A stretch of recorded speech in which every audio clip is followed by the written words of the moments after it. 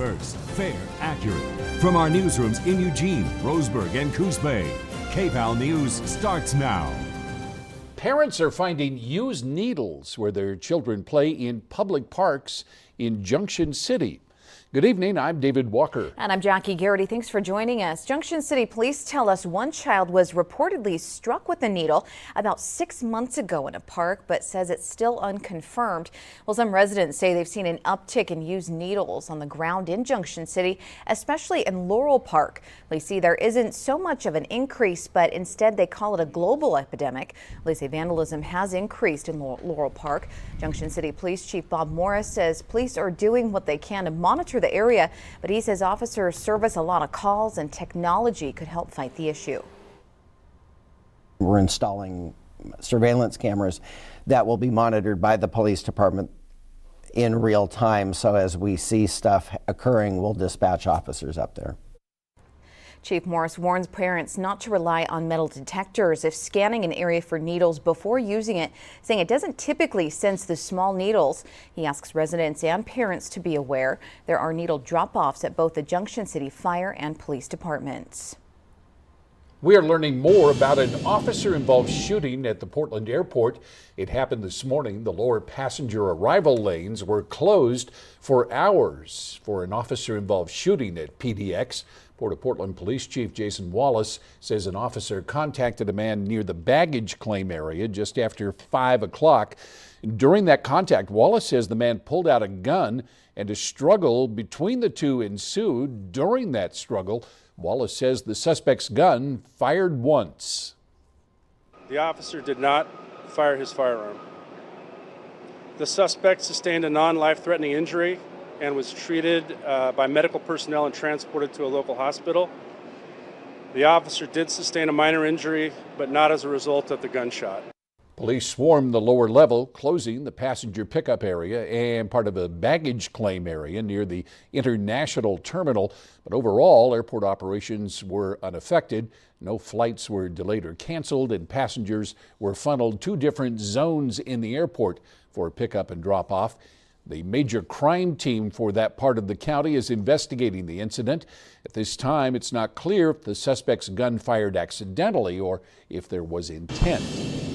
Turning to the forecast, here's a live look outside from our tower camera. It was a much colder day today. A little change coming. Our meteorologist Travis Knutson joining us. Maybe even cooler this weekend? Oh yes, definitely. Temperatures dropping off today from where we're at yesterday, but tomorrow they'll drop off even more from where we're at today. Here's a look at those temperatures outside right now. 66 degrees in Eugene, 59 in Corvallis on the coast, seeing some 60s there as well. If you are headed out to any of those high school football games this evening, the jacket will be necessary because things continue to fall off. Here's how those temperatures are right now compared to this time yesterday.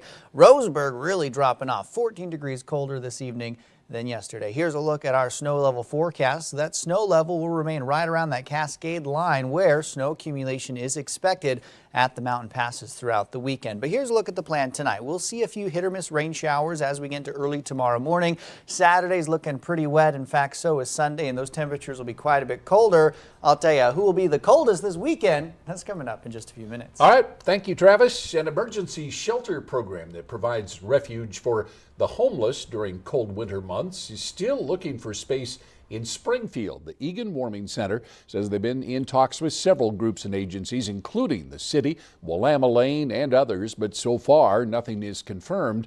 They're optimistic they will find a site by the beginning of the Egan Center season on November 15th. However, the group says their camping program, which provides tents on Highway 99 in Eugene, is much more of a concern right now. And we're at capacity in that program right now. That's a real concern because normally we would not see that program, which houses 200 people per night, at capacity until you get into the winter season. It's starting much earlier. The Egan Warming Center's a network of shelters in Eugene and Springfield. They're administered by St. Vincent de Paul. They open when overnight temperatures drop under 30 degrees. A rising death toll and countless warnings from lawmakers and health officials has left many vape stores in our area reeling from plummeting sales. Oregon Vape Society has seen a sales loss as high as 50% in just the last 2 weeks. Recent vaping-related deaths and bans in states like Massachusetts have scared customers off. Well, Pinnell says if Governor Brown declares a ban, he'll have to file for bankruptcy. I have nearly 70 hours a week for a whole year tied up in this building. I mean, the reality is I haven't drawn a paycheck yet as an owner of a business. Although he's against a ban, Pinnell is interested in seeing lawmakers introduce legislation that will make it illegal for teens to get products. Hear more from Pinnell and his plea to young people. That's still ahead on KVAL News at 6. The campus population at the University of Oregon grew by about 3,000 as students moved into the dorms today. There were feelings of nerves, excitement, and some joy in the air. But of course, it also means saying goodbye to the familiar comforts of home. One freshman and her family tell us there are special things she will definitely miss. I'm definitely going to miss both my parents, and the house is going to be quiet without me. Yes. I'm going to definitely miss my dog, Pee-wee. And it's good to hear that they're proud of me, but, you know, at the same time, we need to separate for me to grow. She says she hopes to study political science and get involved in campus clubs. School picks up again Tuesday, October 1st. Many local organizations gathered today at the Lane Event Center to help get homeless veterans off the streets. The annual Eugene Stand Down made that possible with numerous programs and services that they may need. There was free dental and medical exams, free clothing, job recruitment, and housing availability.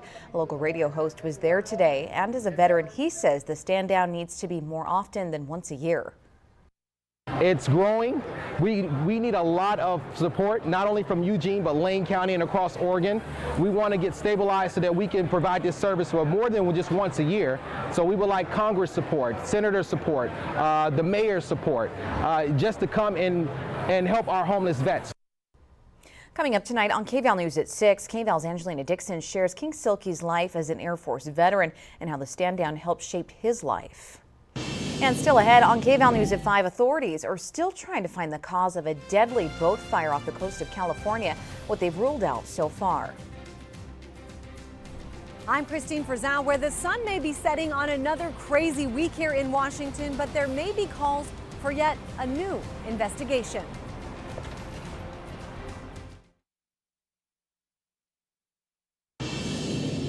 Covering the nation tonight, investigators say they do not believe a deadly boat fire that killed 34 people was set on purpose.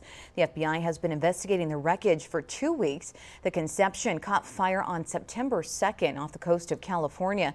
Investigators say they sent parts of the boat to labs for further testing, but as of now, they have not found an official cause. A former Dallas, Texas police officer accused of murdering her neighbor took the stand today in her own defense. Amber Geiger is charged with killing 26-year-old Botham Jean in his apartment last September. She claims she mistook his unit for her own and she thought he was a burglar. I feel like a terrible person. I feel like a piece of crap. I hate that I have to live with this every single day of my life. And I ask God for forgiveness, and I hate myself every single day. I feel like I don't deserve the chance to be with my family and friends. I wish he was the one with the gun that killed me. I never wanted to take an innocent person's life. Geiger is charged with murder. If she's found guilty, she'll face between 5 and 99 years in prison. Democrats on Capitol Hill are full speed ahead in their impeachment inquiry against President Trump. Well, now some top Republicans are suggesting a separate investigation is in order, one looking into former Vice President Joe Biden and his son Hunter's business dealings in Ukraine, echoing calls President Trump himself has made. Sinclair National correspondent Christine Frizzell breaks it all down for us. After an arduous week, Republicans on Capitol Hill are changing the tune and trying to change the subject. Obviously, the reason that Hunter Biden had value to people was that he was Joe Biden's son. Republican Congressman Matt Gaetz referring to Hunter Biden's job on the board of directors at a top Ukrainian gas company during the time his father, as vice president, was overseeing policy with Ukraine. I said, I'm telling you, you're not getting $1 billion. Many GOP members pointing to this policy discussion in which Biden seems to brag about his role in getting a prosecutor fired. I said, I'm leaving in 6 hours. If the prosecutor's not fired, you're not getting the money. I do remember Vice President Biden, though, threatening the prosecutor and saying if you don't get rid of that prosecutor in the Ukraine, that we'll take away your aid. It turns out that his son worked for the company that was being investigated, making $50,000 a month.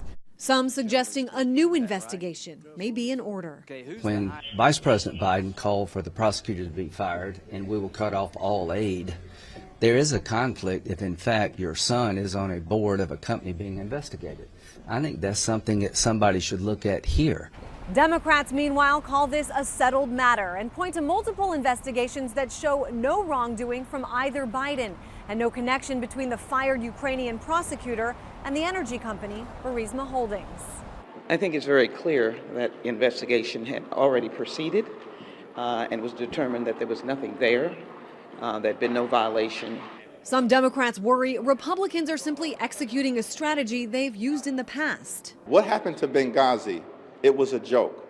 What happened to the email server scandal? It was a joke. We are not going to allow this to go down again. In Washington, I'm Christine Frizzau. Coming up next on KVAL News, pets escape from their homes all the time. You'd be surprised to hear just how many different types of animals have ended up at Green Hill Humane Society.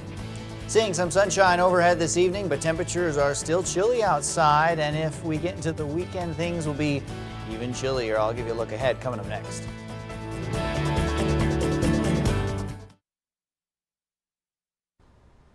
An escaped giant tortoise is back at home with its owner after escaping on Wednesday. Well, the nearly 200-pound tortoise named Gigantor was taken to Green Hill Humane Society by Eugene Police Animal Welfare officers after saying they found him wandering in the road in a West Eugene neighborhood.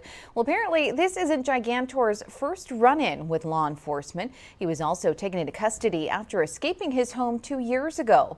Green Hill staff says they will take in any animal that they can help, not just the typical cats and dogs. We've had goats, pigs, snakes, bearded dragons, tortoises. So, we're open-minded to all animals, and we believe all animals deserve special love, care, and a nice roof over their head and a wonderful family to care for them. Well, back here on KVAL News at 6, Green Hill staff is going to tell us all about the most bizarre animal they've ever had in their care and how it's doing now. Well, that'll be interesting. They have some really good ones. I read ahead. Well, there is a new study that finds that pet-loving millennials are willing to pay for good care and convenience when it comes to the health of their four-legged housemates. As Hillary Lane reports tonight, one fast-growing company is using its app-based business to help meet the demand. Ashley Hesseltine has been a pet parent to Dewey for 11 years, and when it comes to her dog, she spares no expense. When I got Dewey, I had just started on my own as a freelance writer. I had no money. I went into credit card debt, just getting him taken care of. When he began showing signs of joint stiffness, she became concerned and turned to Fuzzy Pet Health, a subscription-based pet healthcare company. Dewey, look who it is! Using their app, Hesseltine was able to get veterinarian Lisa Lippman to see Dewey at home. You just don't have to leave the house, and the dog is more comfortable too. I mean, I think most dogs walk into a vet office and they know what they're there for, and they start having anxiety. According to the American Pet Products Association, U.S. pet owners are expected to spend a record $75 billion on veterinary care this year alone, largely driven by millennials making pets a priority. A separate study found 92% of millennials are as concerned about their pet's health as their own and would rather spend time with their pet than with their spouse, parents, and friends combined. Most millennials have pets now, rather than children, and so these are their babies. Similar startups, including InstaVet, Vetted, and QuickVet, have launched apps to meet the demand of millennial dog and cat owners. Right now, in-home visits from Fuzzy are only available in New York and San Francisco. For about $600 a year, members can book 2 checkups, order prescriptions, and chat with vets through the app. He is my world. I love him so much. Hesseltine says it's money well spent. Hillary Lane, CBS News, New York. A recent study also found more millennials would give up their job or even going out to bars before they gave up their pet. And now weather with Chief Meteorologist Travis Knutson.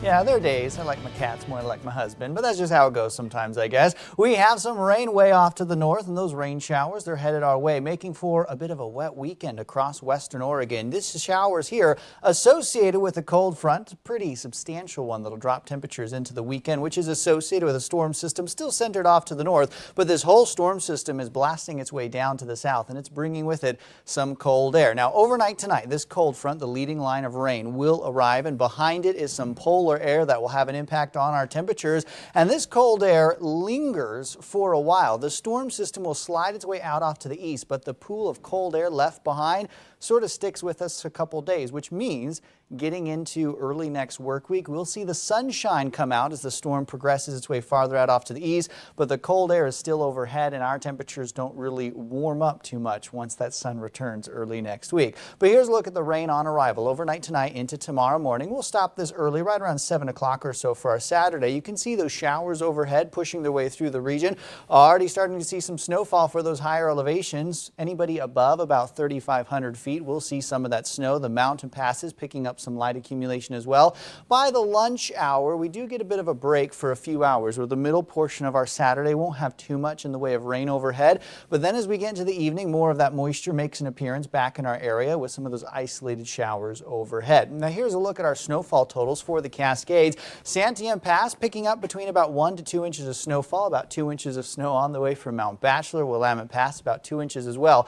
Now the snow that does fall probably won't stick into the season, so Mount Bachelor, that's nice, but it'll probably melt before we really see another round of snow move its way into the Cascades. Now as far as our temperatures go tomorrow, quite a bit cooler than where we even were today. 57 degrees in Eugene, Junction City right around 60, Albany at 59. I'll look at the 7-day forecast here for the Eugene-Springfield area. I do want to point out our temperatures here around that freezing mark. Things will be really cold as that cold air moves on in. A weather alert day for our Sunday, mostly because of our overnight temperatures Sunday into our Monday. It'll be a big freeze. The record temperature on Monday morning or Sunday night into Monday morning is 32 degrees. So we'll be 1 degree away from that record low temperature with this cold air blasting its way into the Pacific Northwest. Now for the coast, temperatures will be a bit more regulated there thanks to the Pacific Ocean helping to keep things from cooling off quite as much. 7-day forecast for Coos Bay, upper 50s for our Sunday and our Monday. We'll see the sun come back out on Tuesday, will help to warm things up a couple of degrees, but not much, a high only of 63. Then watching another rain opportunity sometime at the end of next week. For the Umpqua Valley, upper 50s and low 60s tomorrow, a big cool down from where we were at today or even yesterday. Here's that 7-day forecast for Roseburg. We will be dealing with 50s throughout the weekend. Monday at 59 for Roseburg. Tuesday 66 with some sunshine overhead. But the average high for this time of year is the mid-70s, so we are substantially below that. And we'll stay that way through the rest of September, even early October. Looks to begin on the colder side of things. Not so much a fall-like weekend. Definitely feels a bit more like a late November type weekend headed our way. So be ready. Bundle up. All righty. Thank you, Travis. We're honoring our veterans here on KVAL News. And again tonight, Bill Dixon of Reedsport. Bill went into the Navy back in 1950. A while back, he was a CB stationed in the Philippines during the Korean War. And on the way to Korea when the war ended, Bill is 89 now, just visited Washington, D.C. on an honor flight, and we understand had a terrific time. Tonight we honor Bill Dixon, and we thank him for his service to our country. And of course, if you have a veteran you would like us to honor, we'd like to hear from you. Just send a picture or two of them. Let us know where they served and when, and you can send it to me. It's dwalker@kval.com. And we'll honor our veterans. Coming up on KVAL News, they're defending state champions. After the break, we'll introduce you to one of Thurston football's brightest stars.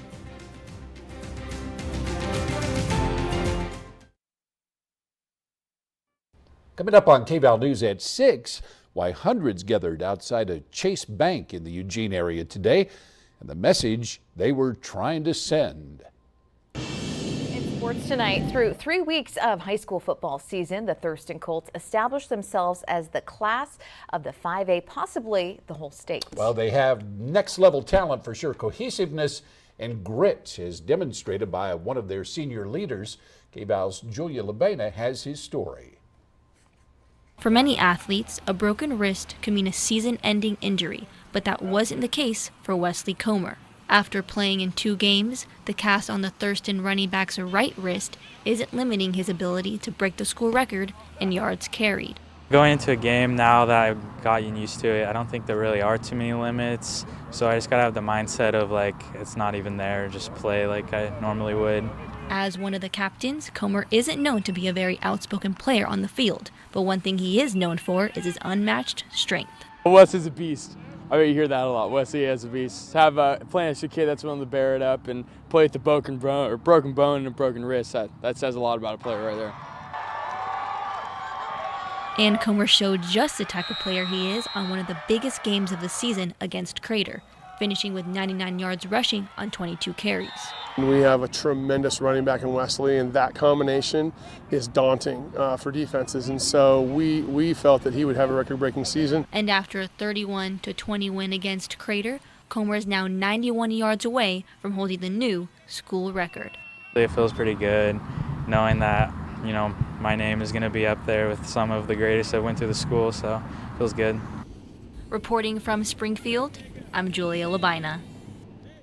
Tonight, Comer and the Colts host Eagle Point. We will have highlights coming up tonight on High School Game Day. Always a fun time to watch the highlights. Absolutely. And we're also watching something else, some temperatures dropping. If you're heading out to those high school games tonight, you'll probably luck out. No rain showers on the way for this evening, but rain will develop overnight tonight at about midnight, 1 o'clock in the morning. Saturday, we'll see off and on rain. Sunday, we'll see a few spotty showers as well, but look at those temperatures in the mid-50s. Sunday is a weather alert day only because Sunday night into Monday morning, we could hit that freezing mark.